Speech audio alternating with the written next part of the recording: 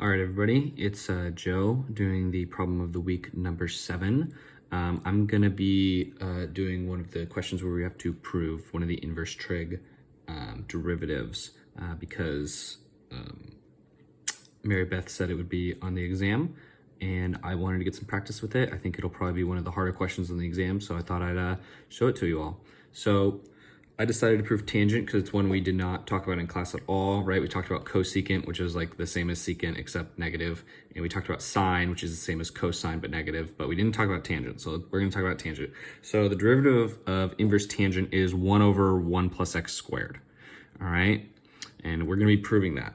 So first thing we're gonna do is we're gonna set it equal to y. So y equals tangent, inverse tangent of x, right?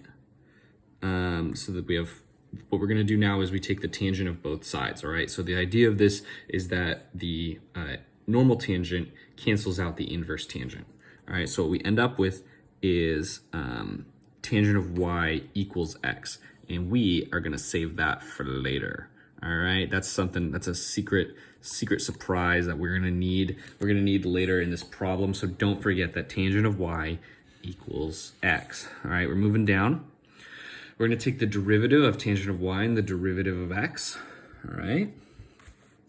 The derivative of tangent of y is secant squared of y. And remember, because of the rules of, whatchamacallit, the rules of differentiation, we got to keep, spoilers. We got to keep this dy of dx in here, right? And obviously the derivative of x is just 1. If you don't know why, you can go ahead and ask. So once we get that, we divide both sides by secant squared y. That way we can isolate dy over dx, all right? So that gives us dy over dx equals 1 over secant squared of y, all right? Now, obviously 1 over secant squared of y is cosine squared of y, but what is cosine squared of y, right? That's what we're trying to figure out. So like, yeah, it's cosine squared of y, but that just doesn't really take us anywhere we need to be. So we're gonna keep going. What we need to do, hold on, is we need to use some right triangle trig. So I'm just gonna remove this folder I've been using and show it all to you. Hold on, I'm covering some stuff up. Let's fix that.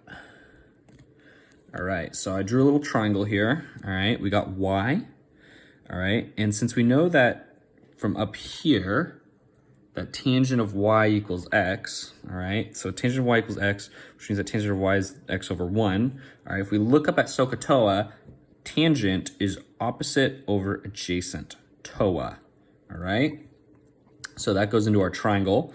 Our opposite will be x, and our adjacent will be 1. So then we go over and we do the Pythagorean theorem, this thing that I didn't believe when my 10th grade geometry teacher said I would need in the future. I said, no, you won't. No, I won't. I won't need that shit ever. I did need it, and I need it right here still. Same equation. Anyway, so a squared plus b squared equals c squared, all right? We're labeling this as a squared and this as b, or sorry, this is a and this is b.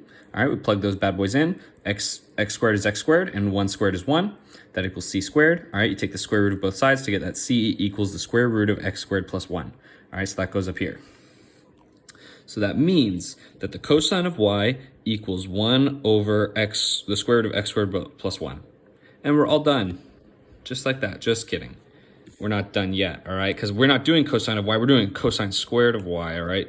Ladies and gentlemen, all right? So cosine squared of y is just that squared. So it's that times itself. So 1 over square root of x squared plus 1 times 1 over square root of x squared plus 1, right? Luckily, we love multiplication, right? Because you can just multiply straight across. 1 times 1 is 1, and square root of x squared plus 1 times square root of x squared plus 1 is x squared plus 1, all right? And what is that? What's 1 plus x squared plus 1? Or sorry, 1 over x squared plus 1? Well, that is exactly the same as 1 over 1 plus x squared, because addition. So yeah, anyway, the next part of this problem was to solve a question with it. So I looked through the homework, I found number 36. It's not an odd question, so there's no answers to it provided, but it's inverse tangent of e to the 4x. Yeah, inverse tangent of e to the 4x.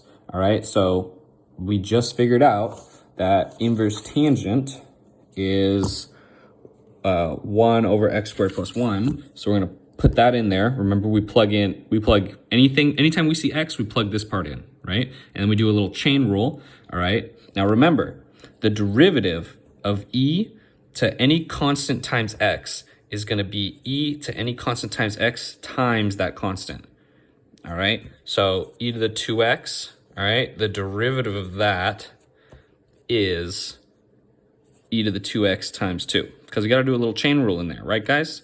So this gets us here. So we got our chain rule with the chain rule inside of it. So that is our answer, is 1 over e to the 4x squared plus 1 times e to the 4x times 4.